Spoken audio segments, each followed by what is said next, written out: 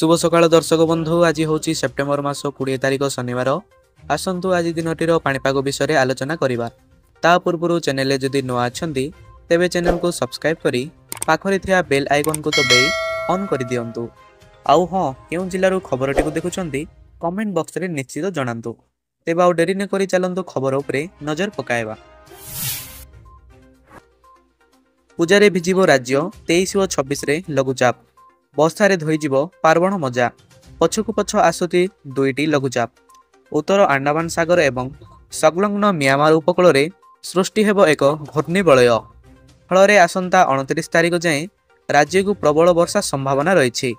प्रथम लघुचापटी 23 तारिख रे हेबाकु थिबा बेले द्वितीय लघुचापटी 26 तारिख बेलू दाना बांधिब।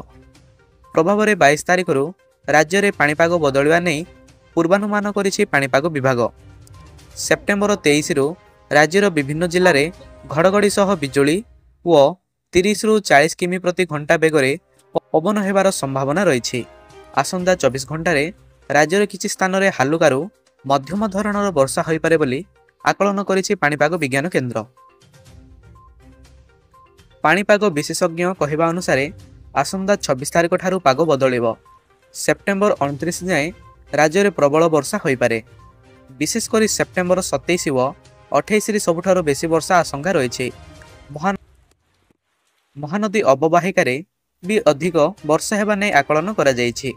आसंता 23 रे उत्तर बंगोपसागर रे एक लघुचाप सृष्टि हेबा संभावना अछि। यह 26 तारिख बेलू उत्तर पूर्व बंगोपसागर रे आउ एक द्वितीय लघुचाप दाना बांधिब। यह घनीभूत होई 27 तारिख बेलू उत्तर पश्चिम बंगोपसागर रे अवपात रूप नेब एवं ओडिशा उपकूल दे स्थल भाग में प्रवेश करिब।